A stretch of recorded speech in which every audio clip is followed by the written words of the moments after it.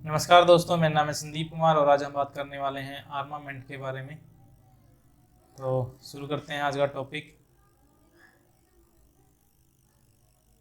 तो हमारा जो टॉपिक है वो है कि आर्मामेंट क्या है, व्हाट इज आर्मामेंट। तो अयुद्ध सैन्य उपकरणों, हथियारों और अन्य उपकरणों और संसाधनों को संदर्भित करते हैं जिनका उपयोग किसी राष्ट्र या सैन्य संगठन की रक्षा या अपराध के लिए किया जाता है। इनमें राइफल और पिस्तौल जैसे छोटे हथियारों से लेकर टैंक, तोपखाने, विमान और नौसैनिक जहाजों जैसे बड़े हथियारों तक कई प्रकार की वस्तुएं शामिल हो सकती हैं। हथियारों में गोला बारूद, विस्फोटक और अन्य सैन्य हार्डवेयर और प्रौद्योगिकी भी शामिल हो सकते हैं।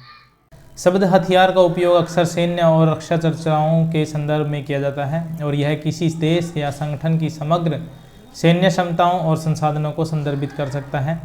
यह राष्ट्रीय सुरक्षा की महत्वपूर्ण भूमिका निभाता है और इसके महत्वपूर्ण भू राजनीतिक निहितार्थ भी हो सकते हैं। देश और सैन्य संगठन अपने हितों और सुरक्षा की रक्षा करने की क्षमता सुनिश्चित करने के साथ साथ संभावित विरोधियों को रोकने के लिए हथियारों के निवेश करते हैं। सशस्त्र नियंत्रण समझौते और निशस्त्रीकरण प्रयास भी अंतर्राष्ट्रीय कूटनीति और सुरक्षा के महत्वपूर्ण पहलू हैं। इससे आगे देखते हैं what is an example of armament. युद्ध का एक उदाहरण लड़ाकू जेट है। लड़ाकू जेट उन्नत सैन्य विमान है जिसमें युद्ध और रक्षा उद्देश्यों के लिए डिजाइन किया गया है। ये विभिन्न प्रकार के हथियारों से सुसज्जित है जिसमें शामिल हो सकते हैं मिसाइलें। लड़ाकू विमान अक्सर दुश्मन के विमानों पर हमला करने के लिए हवा से हवा में मार करने वाली मिसाइलों और ज़मीनी लक्ष्यों पर हमला करने के लिए हवा से सतह पर मार करने वाली मिसाइलों से लैस होते हैं। इससे आगे हम देखते हैं तोपें या बंदूकें। कई लड़ाकू विमानों में निकट दूरी की लड़ाई के लिए अंतर्निर्मित तोपें या मशीन गन होती हैं। उसके बाद आता है बम। लड़ाकू विमान दुश्मन के बुनियादी ढांचे और सैन्य प्रतिष्ठानों सहित जमीनी लक्ष्यों पर हमला करने के लिए बम ले जा सकते हैं और छोड़ सकते हैं। इससे आगे आता है इलेक्ट्रॉनिक जवाबी उपाय। इन विमानों में दुश्मन के रडार और संचार प्रणालियों को बाधित करने के लिए इलेक्ट्रॉनिक्स जवाबी उपाय भी हो सकते हैं। उसके बाद आता है चेफ और फ्लेयर्स। लड़ाकू विमान अक्सर दुश्मन के आने वाली मिसाइलों का ध्यान भटकाने के लिए चेफ और फ्लेयर्स डिस्पेंसर ले जाते हैं। उसके बाद आता है लक्ष्यकरण और नेविगेशन प्रणाली। प्रभावी जुड़ाव और सामान्य की सुरक्षा सुविधा के लिए उनके पास उन्नत लक्ष्यकरण प्रणाली, नेविगेशन उपकरण और संचार उपकरण होते हैं।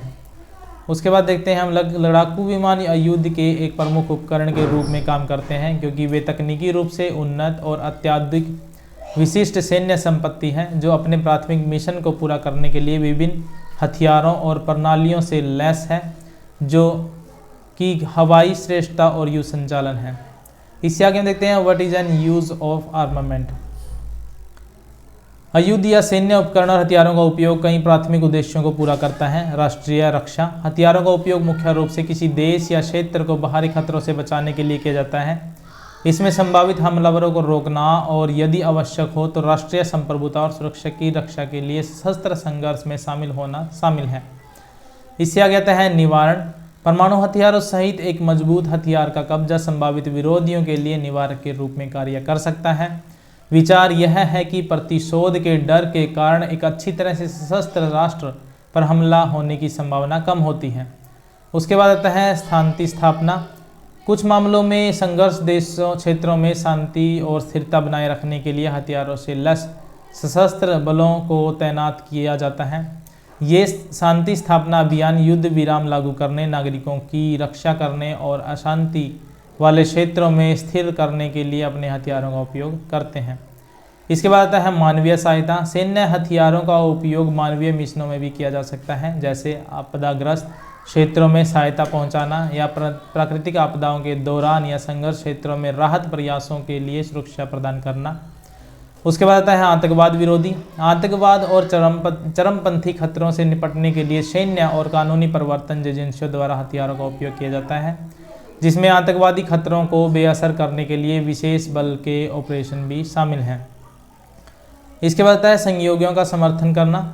उन्नत हथियारों के साथ सशस्त्र बल अंतर्राष्ट्रीय संघर्षों और शांति स्थापना प्रयासों में सहयोगियों और गठबंधन भागीदारियों की सहायता प्रदान कर सकते हैं। इसके बाद आता है अनुसंधान और विकास। हथियारों का उपयोग अक्सर अनुसंधान और विकास उद्देश्यों, सैन्य प्रौद्योगिकी और क्षमताओं को आगे बढ़ाने के लिए किया जाता है जिसका उपयोग नागरिक क्षेत्रों में भी हो सकता है। इसके आगे आता है राष्ट्रीय प्रतिष्ठा। एक अच्छी तरह से सुसज्जित सेना विश्व मंच पर किसी देश की प्रतिष्ठा बढ़ा सकते हैं और राष्ट्रीय ताकत और क्षमताओं के प्रतीक के रूप में काम कर सकती हैं। यह ध्यान रखना महत्वपूर्ण है कि जबकि हथियारों का उपयोग रक्षा और सुरक्षा के लिए किया जा सकता है, सशस्त्र संघर्षों में उनके उपयोग के विनाशकारी परिणाम हो सकते हैं, जिससे जीवन की हानि और महत्वपूर्ण सामाजिक और आर्थिक प्रभाव पड़ सकते हैं। यही कारण है कि हथियार नियंत्रण समझौतों और निशस्त्रीकरण पहल सहित अंतर्राष्ट्रीय प्रयासों का उद्देश्य वैश्विक शांति और सुरक्षा को बढ़ाने के लिए हथियारों के प्रसार और विनियमित करना और कम करना है। इससे आगे हम देखते हैं how did armament cause world war 1।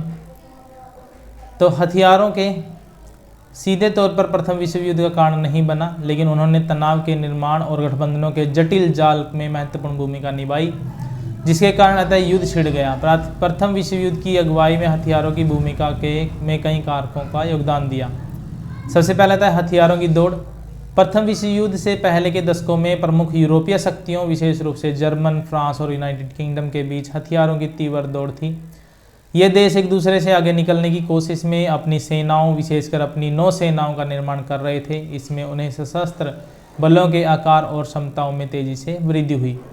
इसके बाद आता है गठबंधन प्रणाली। यूरोपीय देशों ने अपनी सुरक्षा बढ़ाने के लिए जटिल गठबंधन बनाए थे। ट्रिपल एतांत फ्रांस, रूस और यूनाइटेड किंगडम से मिलकर और triple alliance Germany, Austria, Hungary और इटली से मिलकर सबसे महत्वपूर्ण थे। इन गठबंधनों ने ऐसी स्थिति पैदा कर दी जहां दो देशों के बीच संघर्ष तेजी से बड़े युद्ध में बदल सकता था, क्योंकि अन्य देश अपने सहयोगों का समर्थन करने के लिए बाध्य थे।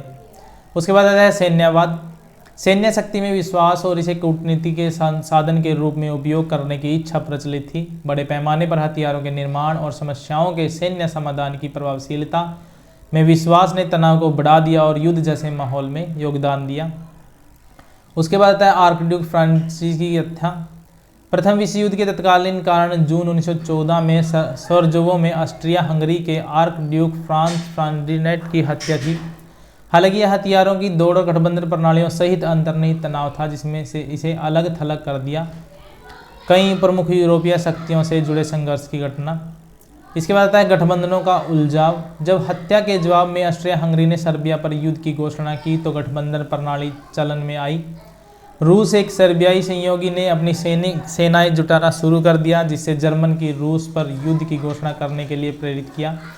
रूस सहयोगियों के रूप में फ्रांस को भी संघर्ष में लाया गया। इसके बाद जर्मनी ने अपनी स्लीफन योजना के तहत बेल्जियम पर आक्रमण किया, जिसने बेल्जियम की तटस्थता का उल्लंघन किया और यूनाइटेड किंगडम को युद्ध में ला दिया। इसके बाद आता है सपेक्स में हथियारों की दौड़ गठबंधन की एक जटिल प्रणाली के साथ मिलकर तनाव बढ़ गया और प्रथम विश्व युद्ध के फैलने की संभावना बढ़ गई। आर्कड्यूक फ्रांस फर्डिनेंड की हत्या वह चिंगारी थी जिसने संघर्ष को प्रज्वलित किया, लेकिन व्यापक हथियारों और राजनीतिक उलझनों सहित अंतर्निहित कारणों ने बड़े पैमाने पर और विनाशकारी युद्ध के लिए मंच तैयार किया। तो ये था हमारा टॉपिक आर्मामेंट। तो आर्मामेंट हमारा टॉपिक ख़त्म हो गया है। इससे रिलेटेड अगर आप लोगों के कोई भी क्वेश्चन या डाउट हो तो आप लोग पूछ सकते हैं। कल को जो हम लोग करेंगे आर्म रेस और आर्म एड्स करेंगे, तो हमारा 4 टॉपिक है ये। तो कल को जो है हम लोग आर्म रेस और आर्म एड्स करेंगे। तो उम्मीद है आज की वीडियो आप लोगों को अच्छी लगी होगी। अगर अच्छी लगे तो लाइक शेयर एंड सब्सक्राइब जरूर करें। मिलते हैं नेक्स्ट वीडियो के साथ। Thanks for watching, bye bye.